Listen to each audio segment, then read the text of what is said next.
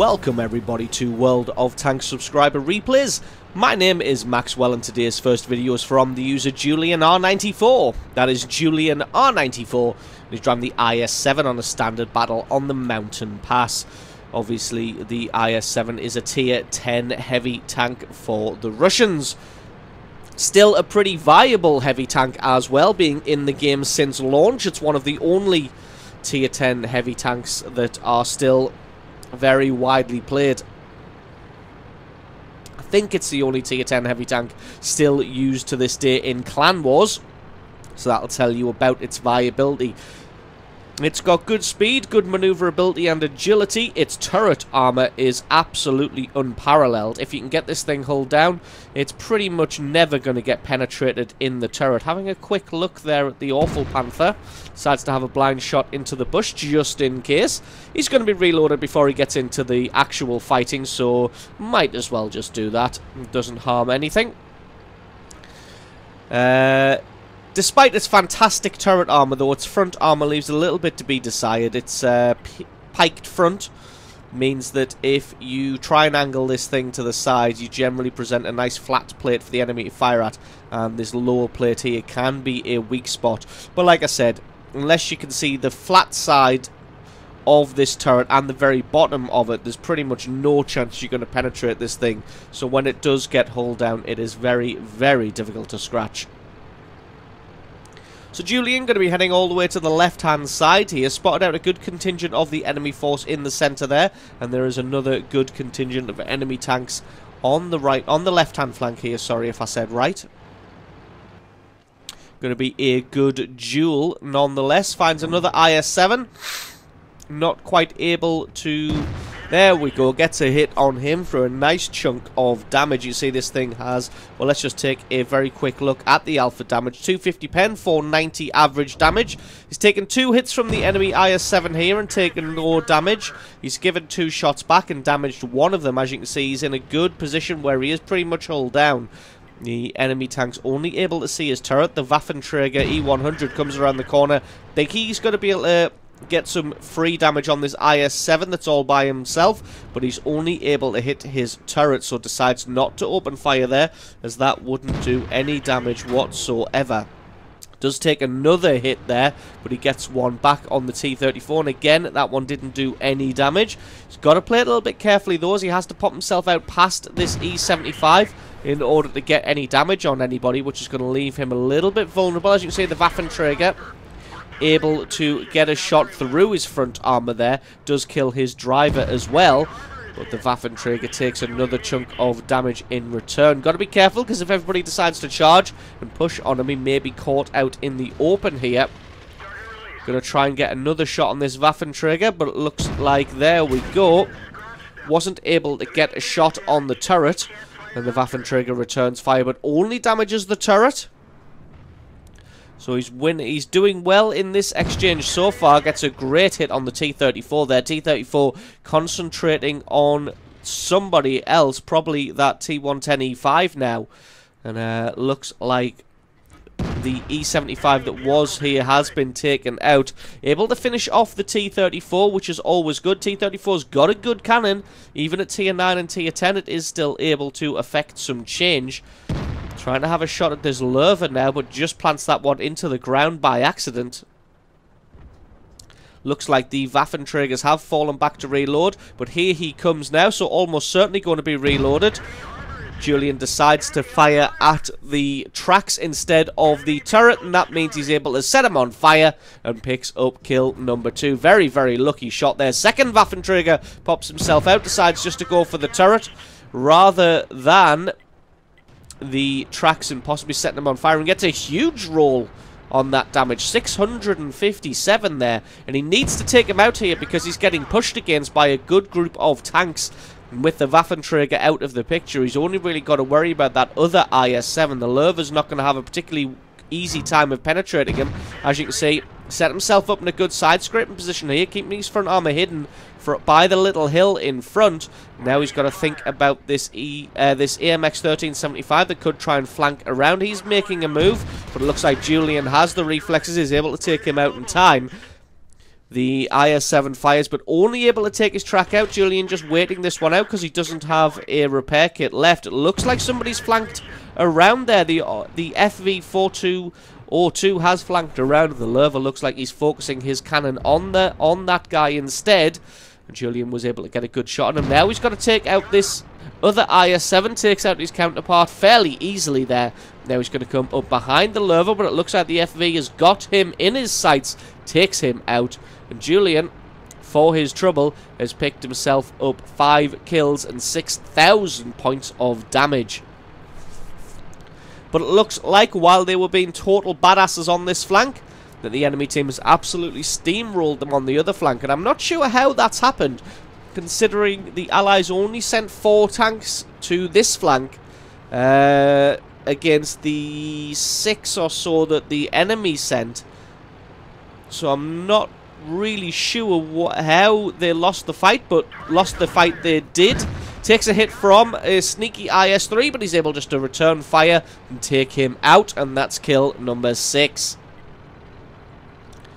FA looks like he is going artillery hunting here, or maybe just going for a base capture actually. The Allies do have 2 heavy tanks dropped back in order to offer some kind of base defense. They've got an IS and a 113. 113 is also a tier 10 heavy tank, so I'm a little bit perplexed as to why. So he hasn't just stayed in the base for the full game. He has ventured forward, gotten shot in the face a few times, and then fallen back.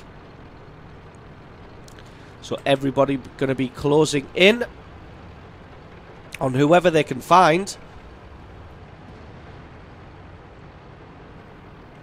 Spots out an ST1 here. Looks like the ST1 is staying well hidden at the moment. Can he sneak a shot through the top of his turret? Looks like he's going to try and put it through his engine deck instead. Possibly try and set him on fire, but the ST1 just managed to move back at exactly the right time. Julian's shot just bounced off his gun mantlet. FV is also on the bridge. Looks like he's actually hanging around to try and get a shot on someone there. There is a T-28 prototype in the background, so Julian's not going to be able to hang around here for too long. Nope, it looks like that T-28 is actually climbing the hill. May have decided against that. ST-1's lower plate proving too strong right now. And have to try and find somewhere to sneak a shot through against the ST-1, but it looks like he hasn't got the penetration either. Gets a great hit onto him there to do a little bit of damage. Artillery shells coming in. Looks like the 113 got himself taken out. There is still the T-28 prototype problem. That there he is. The T-28 prototype is behind Julian. So he's going to have to put his skates on and push this ST-1 down quickly, or else he's going to start taking fire from the rear. The FV is hanging around. Hopefully he can do something about this T-28 prototype, and if not him, then hopefully the IS can get down the river and maybe plant some shots onto him. Manages to spin himself around without taking too much damage, and that is pretty much everybody sewn up now. It's just the artillery to go. And there he is. Can he land a shot? He can indeed, but he fired his HE round and wasn't able to get that one through the armor. Should have really just stuck with standard rounds, although he hasn't got any of the standard rounds left. He's only got premium shells. Looks like, I don't think the FV is going to be in time, and the artillery tried to scumbag that one away, but wasn't able to steal the kill. And it looks like Julian is going to be able to get his final kill, kill number 8, for his Radley Walters medal and 8,000 points of damage. So there was some excellent team play at the end there between himself and that FV. And some great play on that corner on the left-hand flank there to hold off so many tanks and do so much damage and whittle them down. It's just a shame that the rest of the team capitulated on the other flank. So awesome replay there from Julian R94. Thank you very much for sending that one in. And don't forget to stick around, because as always, there's another game coming right up. Let's get this show on the road. And that was second replays from the user Goyrad. That is Goyrad, and he's driving the Batchat 25-ton on a standard battle again on the Mountain Pass. 2 replays from the Mountain Pass today, just because it is such a beautiful, deliciously looking landscape.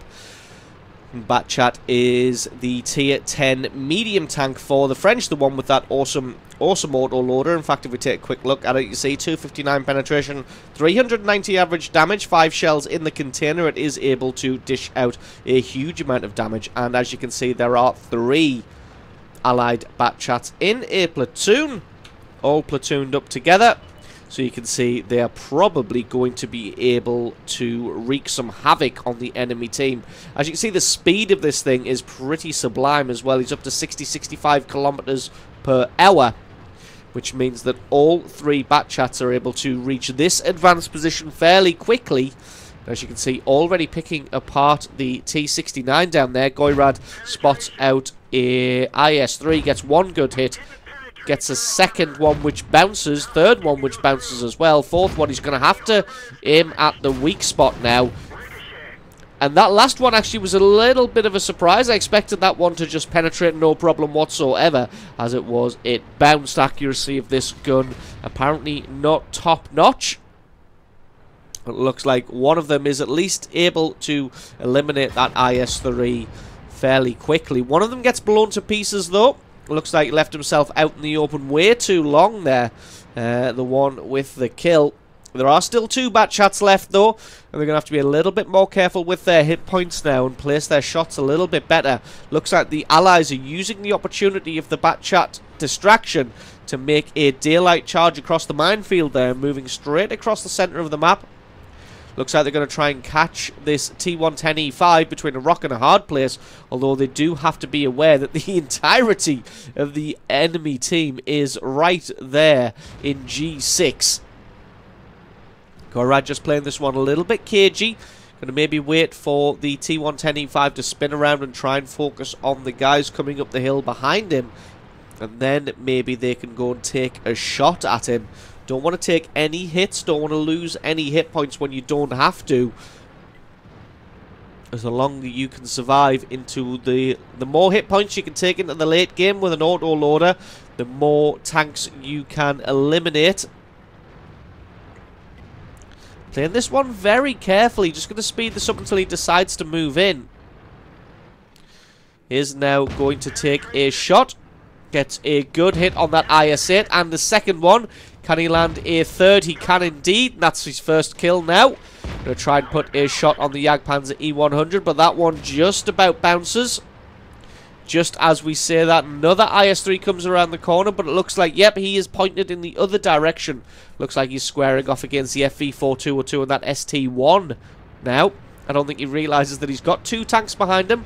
I don't think that M46 Patton realises that there's an IS-3 there. The IS-3 is doing a great job of surviving right now, but it's only by the grace of God and by the grace of reload. That Patton's still not paying attention. There is an IS-3 right there, gotten 2 tanks killed, trying to YOLO around the corner for him. Goyrad finally reloads and takes him out. I'm not really sure what this Patton was thinking. Could have taken that IS-3 out ages ago, and maybe those 2 medium tanks wouldn't have died trying to get the kill onto that IS-3. Gets a good hit onto the Jagdpanzer E100 now, but don't really want to poke out while he's pre-aimed on the location. So going to reload that cannon and transition back to overlook the center of the map. There is a mouse in the middle of the map, so going to have to do something about him. He's only got 306 hit points left, so if Goyrad's able to get a good hit onto him, he will be able to take him out. Somehow the mouse bounces on a Batchat. Now, I'm not sure how that's possible, because I'm pretty sure he's got the same cannon as the E-75. So very, very surprising and very, very lucky on the part of Goyrad there. The mouse did get taken out before he was able to get any damage on him. Oh, lovely shot on the side armor of the Jagdpanzer E100. Unfortunately, it bounced, but the Jagdpanzer E100 decides to spin himself around, which presents more side armor. Goyrad takes advantage of that, takes him out, sets the IS-7 on fire to boot. IS-7 does have a standard fire extinguisher though, so he puts himself out for only 668 damage. But that was a beautiful bit of damage onto that IS-7. Allied team not quite winning this one just yet. It is 10 kills to 10. The enemy team has put up a great defense, although the Allies are still pushing them down from this position. The Allies are going to have to start being very careful any minute now, though, because the enemy team does still have an E-100 and an IS-7. Can Goyrad get a shot onto this E-100? Gun just about missing that one. Can't put one through the front armor. The E-100 is too well armored, but the roof isn't. Goyrad takes him out and picks up kill number 4. So like I was saying, the enemy does still have two, well, now just one heavily armored heavy tanks. And the Allies only have this idiotic M46 pattern and Goyrad himself. So although it is even at 11 kills to 11, the enemy team probably has the bigger hit point pool left at the moment.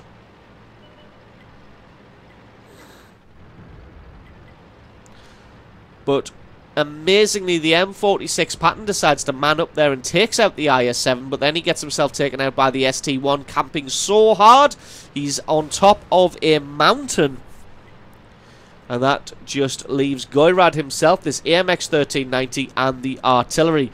The MX-1390 is all the way on the other flank, but he's got to square off against a T-28. Goyrad just playing this one carefully. The ST-1 was last STA-1 was last spotted in this location, but it looks like he's moved to the other side of the map now. He may be able to take out the 1390. The T-28 is indeed. This is Goyrad's chance to move forward. Just expleting in chat there that what the hell was that AMX 1390 thinking? Just sat there and got himself killed. Maybe he was AFK.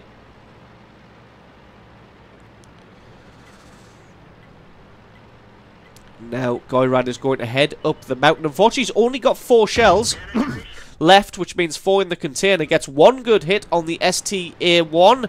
But as you can see, he's only got 3 standard shells left and then 1 more clip of heat shells. So he's got to play this one very, very carefully. He can't afford to waste any shots right now. If we just take a look at it, the T-28 is a 2-shot. The STA-1 is at least a 3-shot. So that is a full clip of heat rounds. And then he's got the artillery to contend with. So he's decided to just try and use tactics here and flank around. The STA-1 did drop. Finds the artillery here, not quite able to get a shot on him. The artillery is able to sneak around behind the cliff in time. But the STA-1 has dropped down, so he might be on the right-hand side. So Goyrad's got to be careful here. He's still on full hit points. But like I said, only got 8 shells left. Object 261. Missed the first one. He could not afford to do that. He's got to land the next 2 shots. Oh, and that is so unlucky. Only able to take his track out, but he's able to finish him off in the end. And now Goyrad is in the very, very uncomfortable position that he's going to have to rely on his artillery. At least the artillery isn't AFK. Finds the STA-1. He's got to make this shot count. If he doesn't land this shot, he does indeed. He lands the shot on the STA-1. I don't think the STA-1 knows that he's reloading. Oh, I think he does realise that he's reloading, so Goyrad is just going to run for it, and the STA-1 is going to chase after him. Like I said, he's got to rely on his artillery now. He's only got 3 shells left, and this STA-1 is going to take at least 2, and the T-28 is also going to take 2. Just trying to stay alive at the moment. I think the STA-1 realises he's not going to be able to catch him, so sets himself up in a defensive position, because he knows that the Batchat is going to be reloaded any minute now. Goyrad can afford to take a couple of hits, so he could probably just charge in for the STA-1. Although he can take a couple of hits, he can't afford to miss any shots. And indeed, he's missed 1 already. He's got 2 shells left. He needs both of these to kill the STA-1. And then after that, he's got to rely fully on this T-92. Charging in here, decides that he's got to go for it. Lands 1 good hit on the STA-1. 1 more is all he needs, and he takes it. Takes him out, picks up kill number 6 and 6 and a bit 1,000 points of damage. But as he's saying, he's out of ammunition. So now he's going to have to play the scout tank for the T-92. As this is their only chance.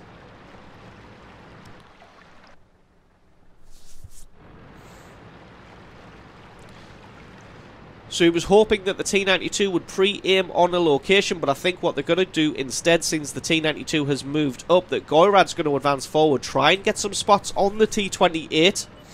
There he is, and he does have 644 hit points. So he would have been a 2-shot for Goyrad. If he hadn't been so unlucky with the artillery, he would have had enough ammunition himself to take out this T-28. Unfortunately, though, he didn't. T-92 taking his time here, as this shot is going to have to count. If he misses it, this T-28 is going to be able to take both of them out. He is charging forward. Goyrad backs off. T-92 takes the shot, takes him out. And that is GG and the victory. So absolutely awesome game played there by Goyrad in the Batchat 25 ton, picking himself up 6,500 points of damage, 6 kills, firing all of his shells in a very heated and very furious battle. So awesome replay from you. Thank you very much for sending that one in. Don't forget, guys, if you've got yourself a good replay, then send that into replay@screenreality.com. The link for that is in the description.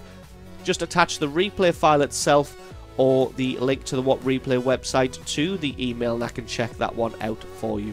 So thanks very much for watching, everybody. Don't forget, if you enjoyed this video, you found it useful, informative, you learned something, or you just enjoyed it, think about hitting that subscribe button, because there's a lot more World of Tanks content on this channel. I have been Maxwell, this has been World of Tanks, and I will catch you guys next time.